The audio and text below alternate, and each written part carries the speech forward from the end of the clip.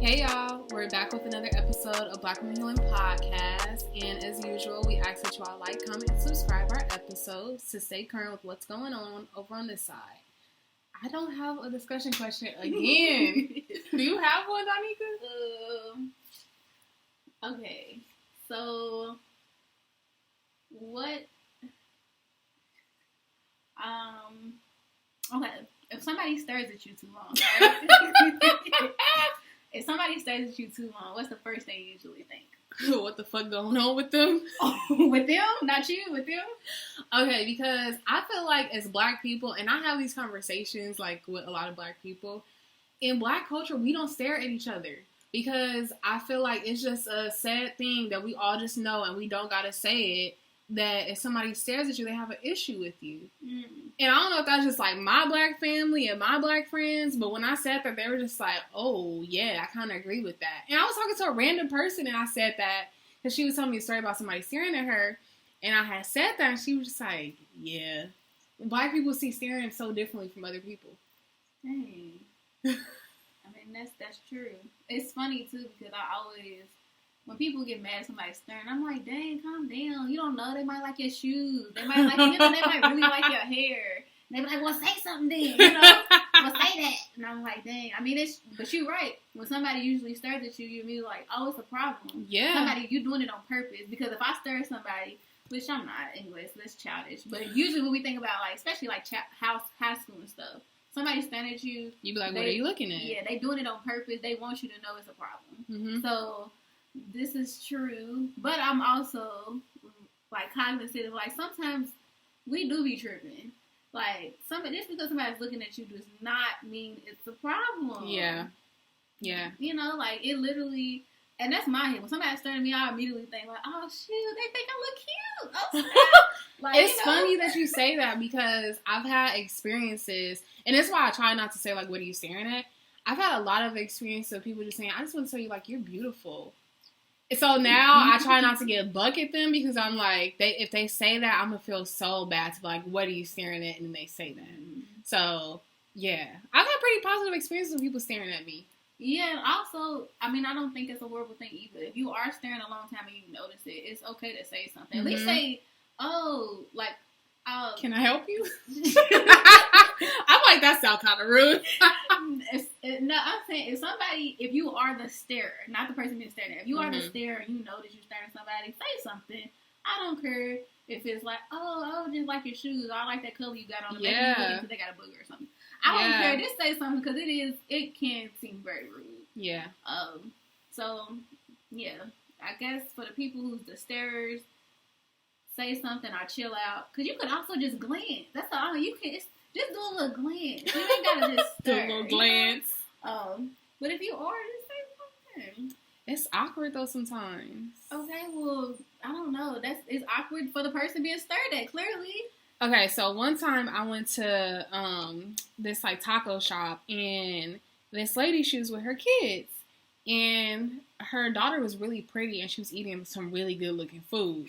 So I'm like, I look at her daughter, I'm looking at the food, and next thing I know, the lady's yelling at me and I'm confused because she's just like, you've been staring at my daughter. And I was like, I might have been staring at her a little bit, but she's really pretty and this is my first time at this restaurant, so I'm trying to figure out what to get, and her food looked really good.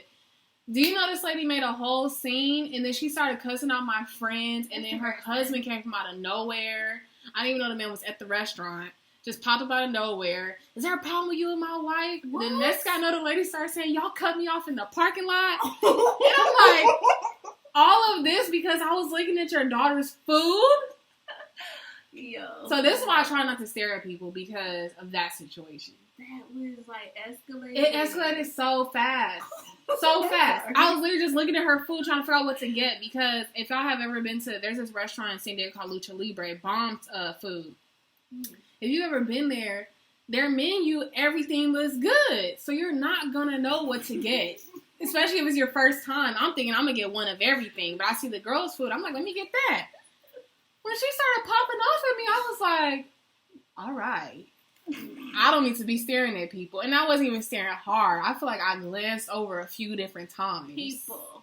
No, if we're in a restaurant, I'm never looking at you. I'm always looking at your food. It's never you. I don't care if you do look good. I'm never looking at you. I'm looking at your food. Like, all right. I'll never forget that. She put so much together that had nothing to do with it. She nothing was at on all. Air. She said one, you was looking at her kids. So maybe some have one kid. Then she said you cut off in the parking lot. What? Like, she couldn't wait to put some stuff together. And the guy at the register sealed the deal because he was just like, I'll have her removed if she's causing problems with you. And I was like, thank you. But yeah, that's funny. Yeah, be careful with them stirs. But we're talking about today, just like the holidays and just how it impacts us, how it impacts everything, right? Yeah. Myra didn't want to do this episode. Oh gosh, she's gonna put me out there like that. But I get it. It's because nobody want to talk about this because a lot of us are not even excited for the holidays. Yeah. Like, nobody want to talk about this, but I think that's why we should talk about it. So, I mean, the biggest thing for me, for sure, when it comes to holidays, is the time change. And because when the time changes, it gets dark faster, and it makes me feel like the day should be over when it's only like 5 o'clock. So then I feel like I'm not productive because at 5 o'clock I stop doing stuff because I think, oh, it's time to chill out. And so then I'm looking straight for who knows how many hours because it ain't even time to chill out. And then, you know, it's weird. And then if you live in a place where it's still kind of warm, like California, it's not even like it's cold, where it makes sense, like, oh, okay, it's time, it's chill, it's getting chillier, time to go in, like, no, it's still, like, feel good. Yeah. So it's just strange. And then I'm thinking of, like, now with COVID, I mean, it wasn't, you know, it ain't nothing to do right now anyway, it's not too much to do, so it ain't like we can be outside or do the most, but, I mean, I think it just means more time in the house, which you've already been doing, but just, like, I don't like it. Like, even more. Yeah. I feel like I have seasonal depression. Like, I just diagnosed myself because I don't like the dark like that. Like, when it rains, I become the saddest person. When it rains and it's cloudy, I can't deal with it. Like, I went to go visit Washington, and if y'all know, like, Washington is rainy and cloudy all the time, and I had the worst time there. Like, I can't do it. And so I feel like for me, the time change is something I don't want to talk about, and it's scary because, again, like, the darkness is just, I don't like it. Like, I feel like something, like, hurts inside, and I, like, can't describe it. So I'm happy, like, when I became an adult, like, I learned about, like, seasonal affective disorder and, like, people being depressed because of, like, the time change and stuff like that. Because I was like, now it makes sense to what I've been experiencing. Because it's a struggle when you're, like, experiencing something. You're like, what is happening to me? Like, I don't understand. Like, what is this? So. It is facts. But I think for me, it's really interesting that mine is not even connected to, like, it hasn't always been like this for me. So, growing up in Kentucky, we for sure get all the seasons, you know, all the different changes that kind of happen to the weather and also just the environment. So, y'all get real seasons? Yeah. Okay. So, yeah, like, right now, it's probably chilly. You know, the leaves have obviously fallen off the trees. They about to, pretty. You know, they about to get naked. Or no, they probably about to get naked. That's what I call them. The trees about to get naked because right now it's still fall, so they probably turning orange. They crumbling off. They falling off. Yeah. And so it's kind of like, okay, I know what is about to happen. It's cool. It's all good. I think here, since I live in California, the reason why the holidays is hard for me is because it was a time 3 years ago I had a really hard time with my life during the season. Oh. And so it's like it's the feeling that comes up. I'm like, this was not the best time. And it's like, it's even stronger because you remember, like, we talking about, like, this darkness, the holidays in general, where everybody is like, it's a lot of times it's nostalgic for people because you think about, like, your childhood, like, oh yeah, sat around we all watch movies with popcorn and drunk coffee and our hot chocolate. Yeah. And so I think for a long time that was my memory of holidays, and now I kind of have like, dang, holidays be rough sometimes. Like, when you don't have your family, you didn't build those memories during that time, then it could be like, this ain't even fun. Yeah, definitely. I think about, like, the last time I celebrated holidays that meant something was 2007 or 9. Somewhere in between there. Because my family, I have a really big family, and we will all be at my grandma's house. And so my grandma passed away. We tried to keep that tradition going. But in 2009, it kind of just died off. And so for me, holidays, like, so my parents were never together, from what I can remember. And so I didn't go to my dad's house to celebrate holidays because I was like, this is boring. Like, I'm the only grandchild. Like, all y'all do is, like, crowd around me. And so when you become a certain age, you don't want to do that. So I would switch off, but then as I got older, it was like just go to grandma's house because my family goes all out. So it's like Christmas Eve, we all get together. Mm-hmm. Then I go back home, and then early in the morning, me and my mom open gifts because we go to grandma's house to just play all day with new toys. And then my family's ridiculous. We have dinner at like 9 o'clock. Something ridiculous like that. That's my family. And then we be there till like 1 a.m. Then we go home. And so we tried to do that. And then once I hit like high school, holidays just became like, whose house might we go to this year? Okay, like my grandma. Yeah. So my grandma passed away. We tried to keep it going, but it just didn't work. And everybody else kind of found like their home base on where they go. And then it'd just be me and my mom where we're just like, I remember one Christmas we had McDonald's. Ooh. Yeah. And I was like, this is weird. And it was one of those things where it's just like, I can't celebrate Christmas any other way because without family celebrating it that way, what is this? And so my family kind of fell apart from there. And so I feel like we didn't celebrate holidays until like I got to college. So my mom's sister, my grandma had her kids old. So keep in mind, my aunt and my grandma had a kid at the same time. So, yeah, and my aunt had 2 back-to-back. So they're both my mom's age. So this cousin, who she's like my aunt, she's like, let's have like a family celebration together with just us. Mm-hmm. So we started doing stuff. But even then, it was just kind of weird because it's like, I was never used to going to somebody's house for an hour or two. Where I feel like most people are used to that. But my family's like, no, we spend like a whole 48 hours together. Like, we don't do the 2-hour thing. You eat, say a prayer, and you say goodbye. Right. So even going to that was weird. I was like, what is this? Like, this is so weird. So I feel like now that's like when people talk about holidays, like I don't really talk about them because it's not like I have like good memories, but it's not something I care to like talk about because I'm so far from that, and it like makes my heart hurt that I don't have those memories again. Because I know I'll never have that again. Who else is going to want to spend 48 hours with me for a holiday? Me. Besides you. So, I don't know. Yeah. So, I don't know. I'll talk more about my experience now. But, yeah, I feel like I've just had such a different experience. Because when I think about my family, I mean, my mom only has 2 kids. And it's just us 3. But my other cousins, my aunts and uncles have like 6 kids. Like, they all got like 6 kids. Mm-hmm. So, they've always had all of them.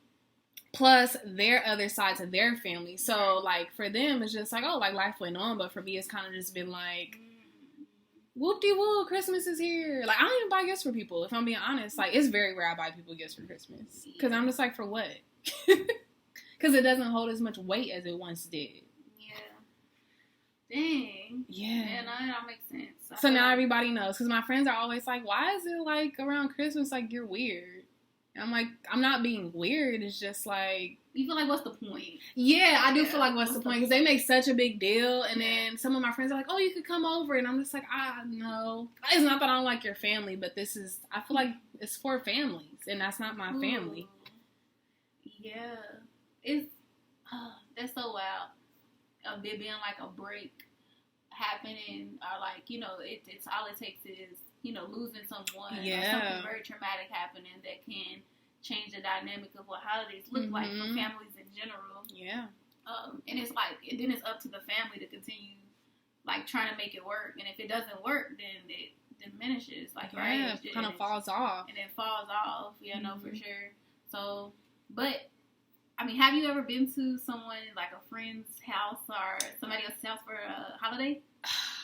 So, y'all know Terry, I had on an episode, our cousins happened to be, like, engaged to each other, and, like, they had a baby together. Random. You and Terry are cousins? We're gonna be cousins, which is so weird and, like, random.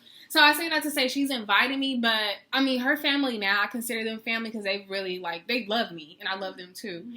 I've never spent holidays with them, but it's been something I've considered, but I haven't done it because I'm just like, how is that going to work? But now that I'm in this relationship and Christmas is like this big old thing to my boyfriend, there's no way we're not celebrating Christmas, which I'm like, oh my gosh, I don't want to celebrate this. Mm-hmm. So he told me from the jump, like, Christmas mean a lot to me. And I was just like, oh my God, it had to be Christmas out of all things. Like, why couldn't it be something else? So the year before last, I spent my first Christmas with them. And I was like, okay, this is cool. Like, it was interesting. And then me and his mom, I love her to death. Like, we like the same person. I love that lady. So I feel like because of her, I feel so welcome. So, like, last Christmas, again, like, I spent, like, Christmas with them. Mainly me and his mom just, you know, they had their family drama, which me and his mom, like, laughed at and stuff. Mm-hmm. And I felt welcome there because his family is, you know, a little, I don't want to say chaotic, but they're a little wild like my family. Like, my family, they're loud. They argue and laugh like nothing ever happened. Mm-hmm. And for a lot of people, that's toxic, right? But that's what I'm used to. Yeah. So going there and, like, they spend the whole day together, I was like, okay, this is cool. But it still feels like you miss a piece of you because it's like you experience all this, but why couldn't my family do this? Like, I want to have the option to be like, oh, this year I'm not coming to Christmas with you because I'm going to be with my family. And I think for me, that's the part that I kind of, like, miss because it's just like, this is weird. But I will say, my aunt, the year before she passed away, randomly, my stepmom's sister was like, oh, we're going to do Christmas together. And I was just like, because again, like, I don't really do Christmas. And then randomly my aunt came, who has no ties to this lady because my dad invited her and she showed up. So that was a Christmas experience. So I was like, oh, not never, but I hadn't spent Christmas with my aunt since I was a little kid. So that was an experience that I enjoyed, but I still feel like I'm always like, I'd rather this be my family. Like, I have fun, but it's always in the back of my head, like, I'd rather be with my own family.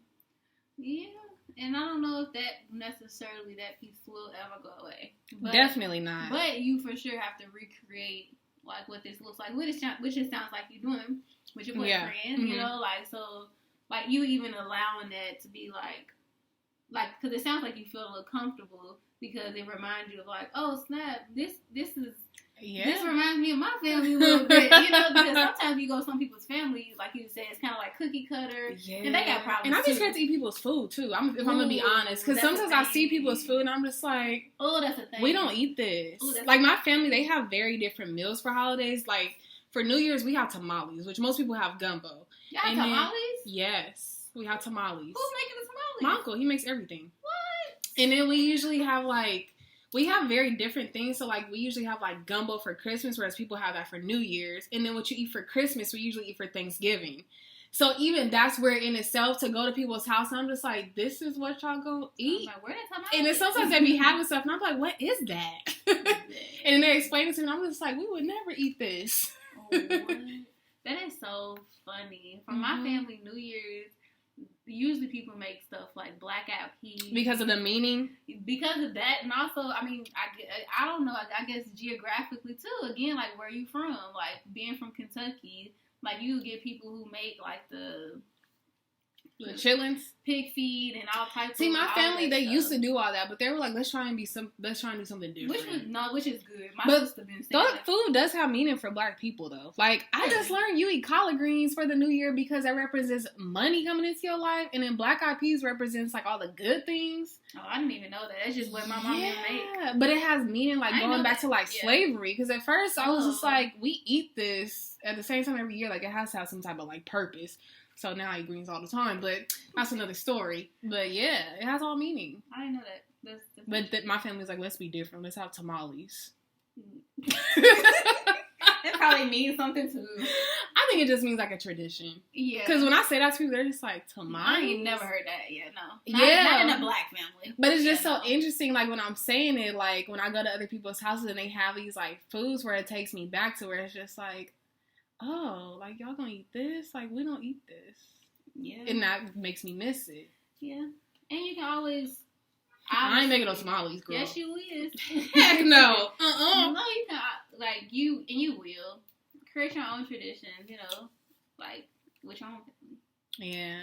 That's what happens, you know. But for right now, take it in the fact that you're even going and not like I'm gonna stay here. I mean, I try to go just because, I mean, we're talking about, like, seasonal depression and stuff like that.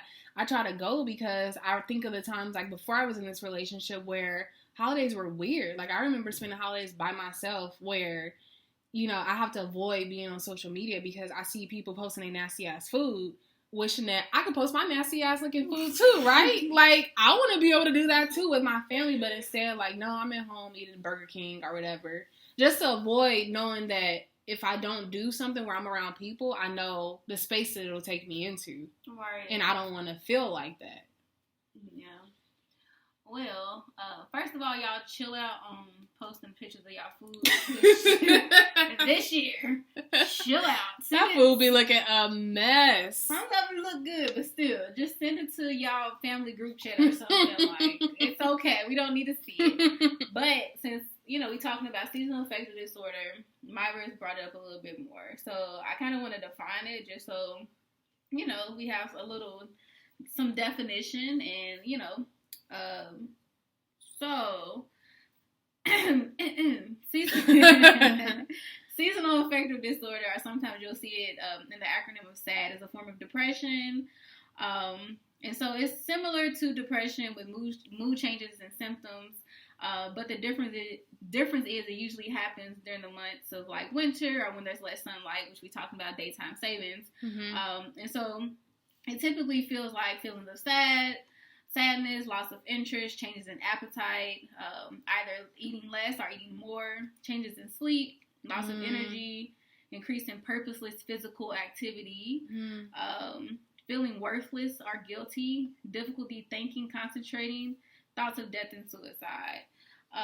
So seasonal affective disorder, me reading this as a therapist sounds exactly like depression. Oh, for right? Sure. Yeah. So they're saying symptoms, but this sounds like depression. Mm-hmm. I'm guessing I know the difference is the fact that it obviously is happening specifically because it's the winter months and because the sunlight and the daytime, it looks different. Yeah. So when talking about this, it sounds like me and Myra have felt little different pieces of it, right? Myra, do you know anybody else who like gets really sad or starts to feel this type of way during this time of the year? Nobody talks about this, right?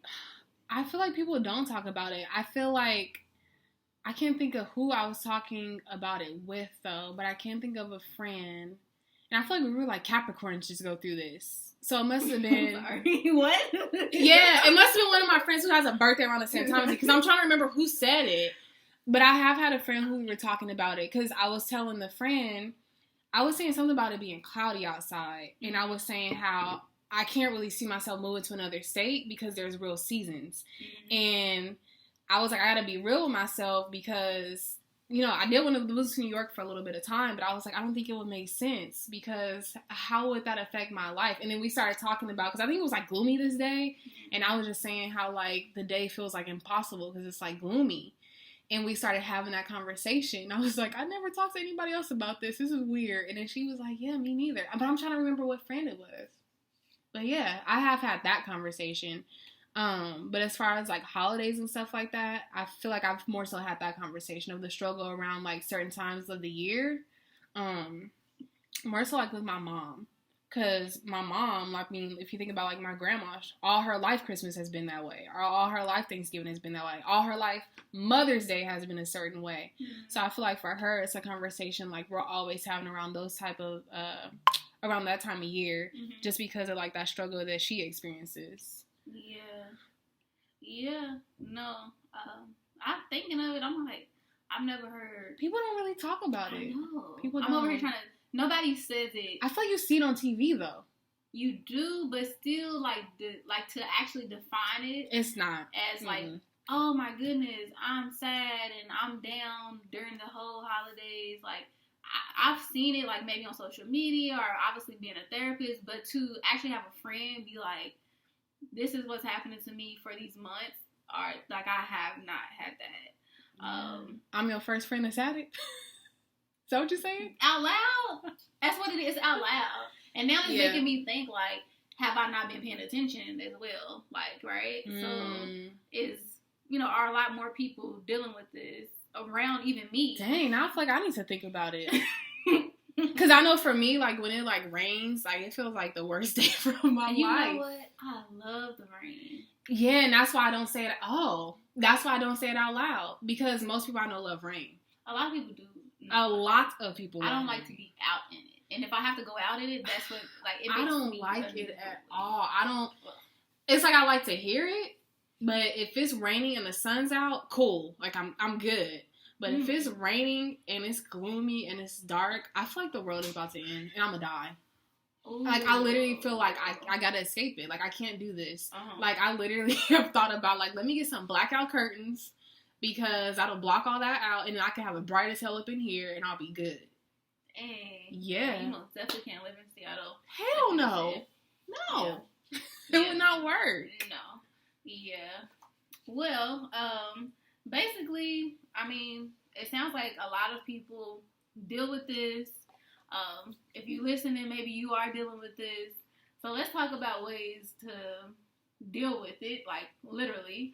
I mean, immediately it makes me think of, like, how do you get light?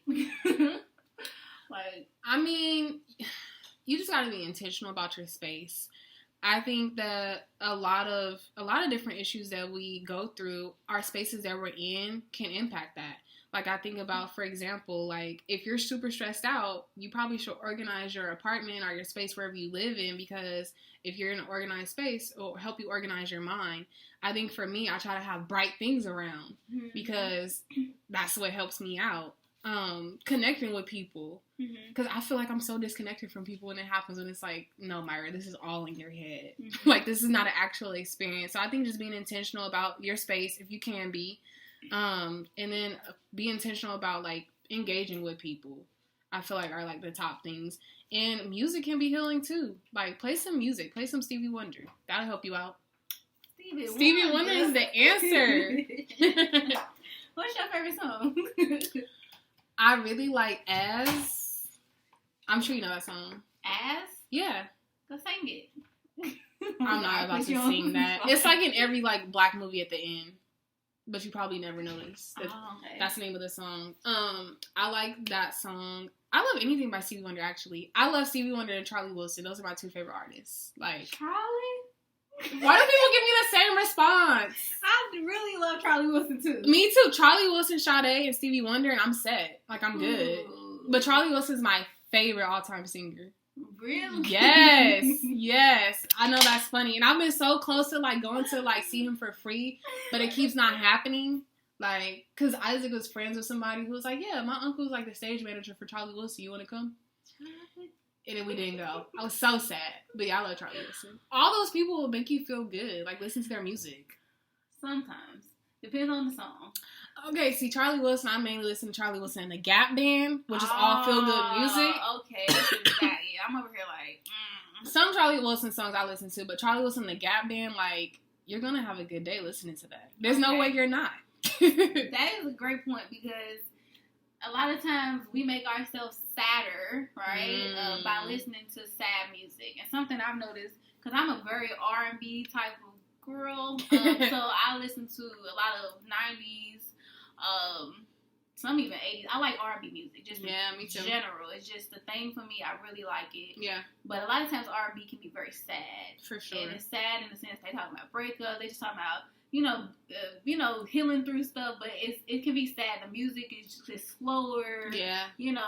So I've been trying to make a point of, like, especially not starting my day. I'm talking about, I like R&B music where that's how I can start my day, and it's like, oh, this is my favorite song. I literally made a list, start your day. Or, no, I call it, like, my Sunday playlist. But it just means, like, start your day music, where, like, it's, like, all the R&B stuff, but it's, like, to start your day.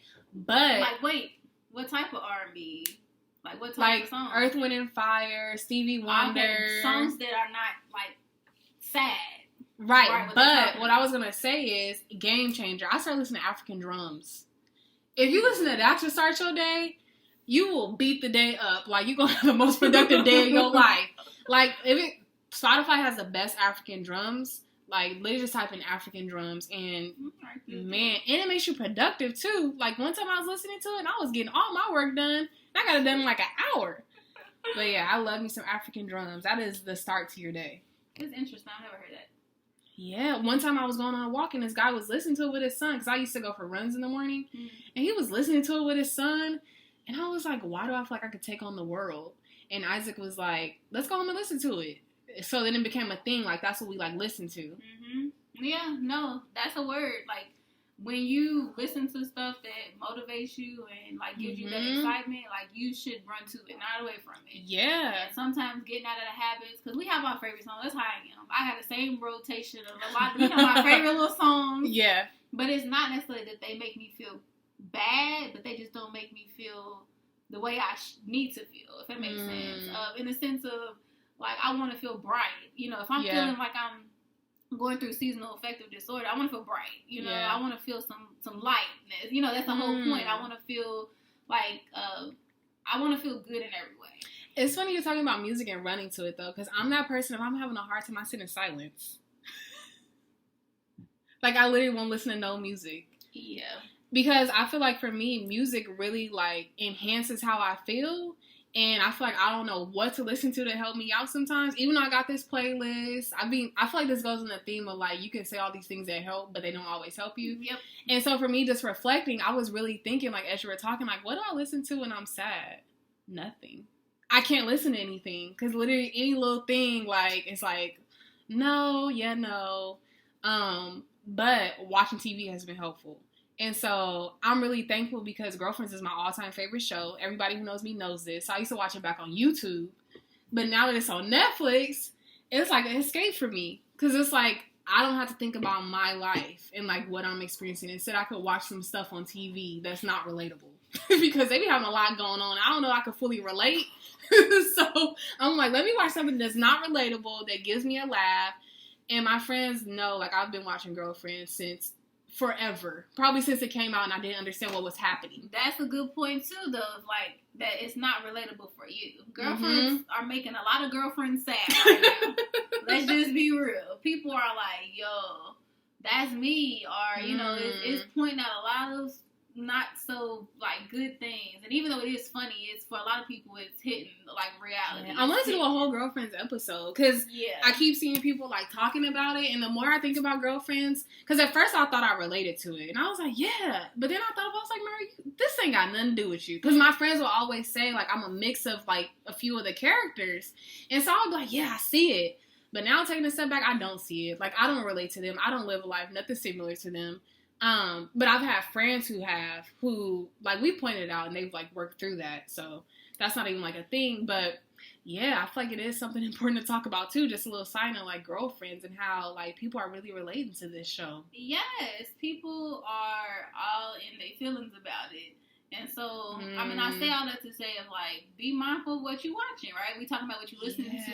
If you watching something, even if it is bringing you some laughs, if you having some internal or some unconscious other things coming up for you, maybe it's not as helpful for you. Yeah. You know, so, yeah, and I mean, shout out to Girlfriends, but I most definitely, because to me, I mean, obviously they're not real people, but, like, I mean, Maya, Joan, Tony, and Lynn, they still was dope.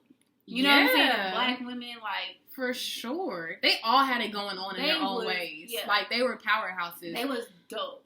But don't call me a Joan. Don't call me none of them. You know, everybody, don't, because I'm not them. Yeah. I mean. Is there a show where you feel like you relate to a character? Girl, no. That's interesting. Really? Not that I can think of off the top of my head. I feel like, have you ever seen Daria? People always say I'm Daria. So it's a cartoon of a girl. It's a white cartoon. But the girl talks like this, and she's just like, I don't understand why that was a big deal.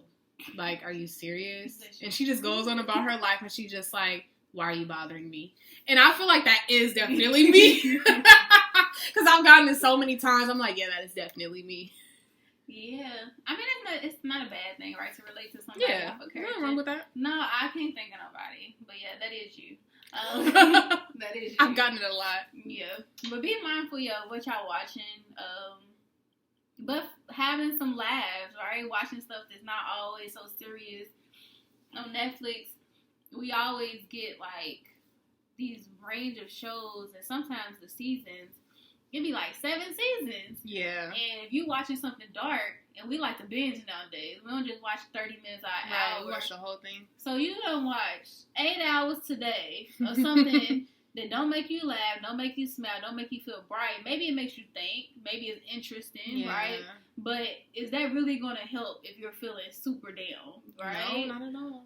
And hopeless, right? Usually those shows be hopeless as heck. Yeah, very true. So be mindful of that. I mean, outside of what you're consuming as far as like visually, you also got to be mindful of what you consume. So I've been trying to be your food, your tea, your water, all of that. Yes. I love coffee. And you do? I do. I crave it sometimes. I crave me a caramel macchiato with extra caramel. And I mean, I don't drink them every day. So you don't drink like coffee. You drink like those thingies. Like a whole drink? Like a mocha, a macchiato. Yeah. You drink that type. You don't drink like coffee. No, I drink coffee too. Mm-hmm. I love coffee. I've loved coffee since I was like 12. Oh. And so I say that to say be mindful of what you consume, because coffee is not good for you. And I've been doing I haven't been doing the research, but I think because I've been thinking it's been coming to me, I think that sugar is like crack. And I keep seeing stuff that keeps saying sugar is crack. And I'm like, why do I keep seeing this every time I think it? So I've been trying to be more mindful of like all the sugar consumption that I have, because I love me a good cookie. I love my coffee with sugar in it, extra sugar. And I've been trying to switch out over to drinking more tea. I hate green tea. Ugh. I love it. I don't like it. I like mango green tea. I like different flavored green teas. But anyway, what I was going to say was I'm trying to be more mindful of what I consume, like more fruits, more vegetables, making sure that I'm drinking tea. I got a specific tea for like relaxation.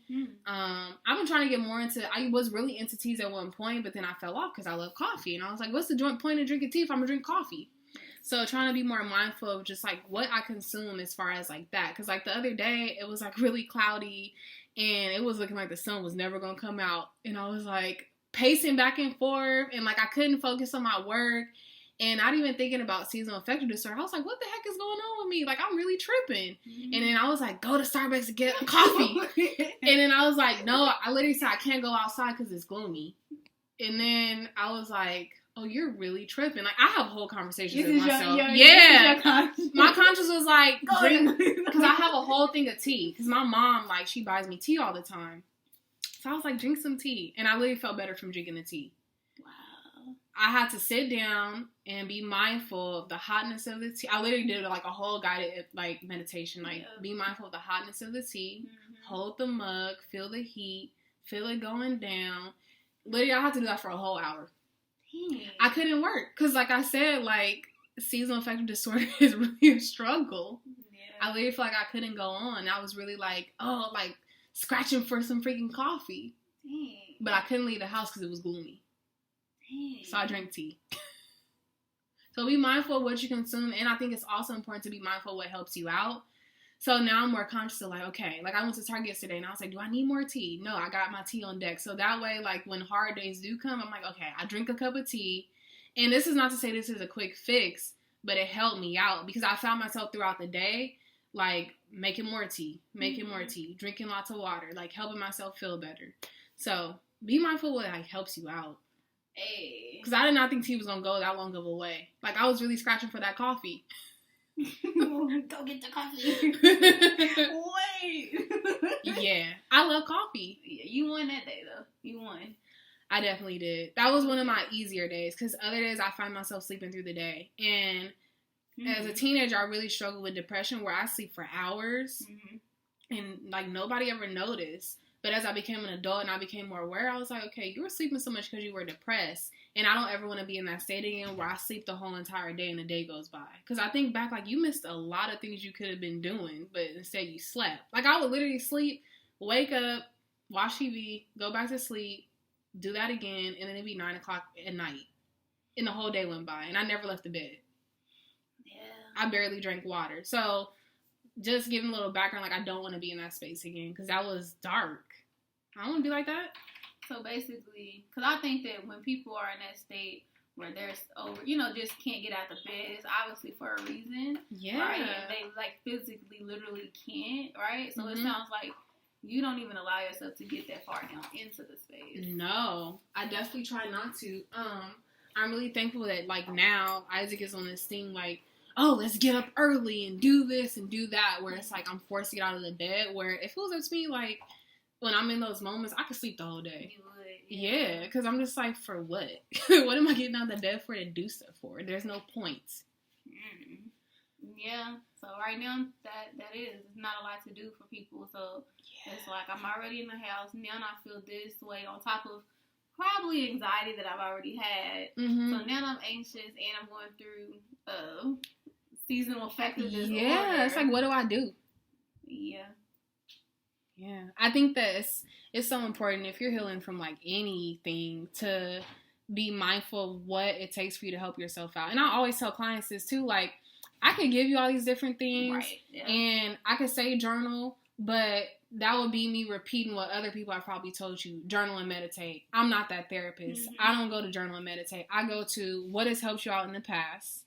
What can you do to take that a step further that's going to help you out? So I think it's just in those days where, you're not feeling depression, stock up on what you need. Whether that be a note you need to write yourself, whatever that is, stock up on what you need to provide yourself, because that way when it happens, you can say, well, I provided myself with this, let me go grab it. Like with the tea, how I was like, okay, I got to stock up on my tea, because if this day comes again where it's like a feeling where you feel crippled, like you can't do anything. Right. But I can get access to what I need, and that'll help me out. Yes. Yeah, I love that. The fact that you can prepare, right? For sure. And sometimes we just let it happen. It's like, what's about to happen. You felt this way before. But what's wrong with having some stuff to already do? Yeah. And I like to tell people to write it down. Because sometimes just because you think it, when you're in that moment, you is not going to be, like, physically and mentally there to be like, oh, I said this. So when you write it down and you can go to that list, it's already there for you. Yeah. So you can be like, oh, okay, let me, drink my tea. Oh, when I drink my tea, let me be mindful. All right, maybe that's not worth to say, but I got 3 more things on here. Let me try these different things. So, like, write it down. That's a good point. I don't think I write things down like I probably should. But you seem to be able to remember it still, which everybody can, but you seem to be able to. So, if it works for you, it works for you. But I noticed that people I'd be like, oh, did you do that? Or, you remember we talked about that? Was you able? They'd be like, oh, I forgot all about that. I wasn't in the right space. Of course you wasn't. Yeah. I'm all about being proactive. I think that's one thing I'm definitely thankful for, that I've always been a proactive person. So I try to make sure that I continue that on. Just because when you, like, go to certain spaces that you don't like, well, for me, I try to avoid them. Like how I told you, like, the sleeping in the bed all day. Like, I did that and nobody even noticed. So for me, it's like, for the person that's always being, like, strong, sometimes I gotta help myself out. So that's one of those things where it's like, let me prepare myself, because I might have to help myself out in this situation. So let me be mindful what I need to do, because I can't depend on other people to notice that, because they might not. And people have their own stuff going on too. So I think that's important for me. Absolutely. Yeah. So a lot of it sounds like overall, it's some inner work that has to be done, some inner help that has to, some self-help that it really has to be done. Because obviously we can tell y'all to go see a therapist, or we can tell y'all to, gain support from your tribe if you have one, your loved ones, whatever. Yeah. But overall, lean into yourself. I think it's so important to lean into yourself, because, again, like, I say this all the time. Like, I always tell my clients, like, you're the author of your life. I'll work parallel with you, but I'm not in your head. I don't live with you. So whatever you feel like you need to voice that, and you need to follow through with what you need. I'm just here to remind you to follow through with what you needed. But I'm not going to tell you what you need, because, again, meditation and journaling don't help everybody.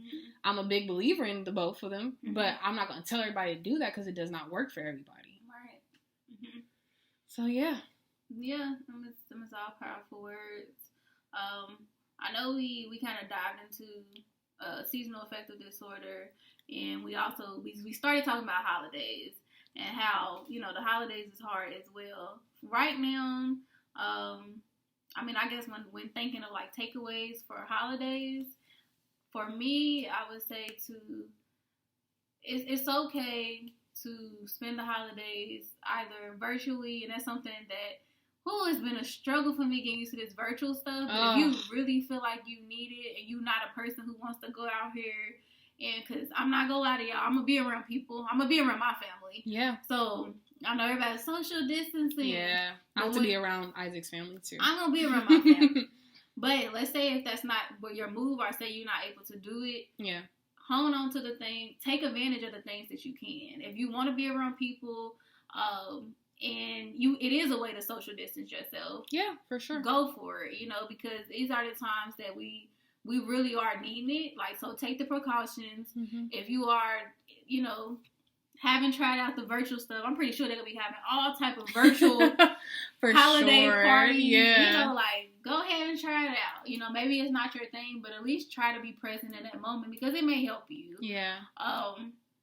But yeah, just, do as much as you can to take care of yourself. Yeah. I know last year we had mentioned on the episode, we had talked about holidays, and we talked about, like, being around family members that you don't really, like, get along with. And I remember us giving the takeaway of text your friends in advance, the friends that you can go to, and let them know that you might have a hard time with your family for holidays.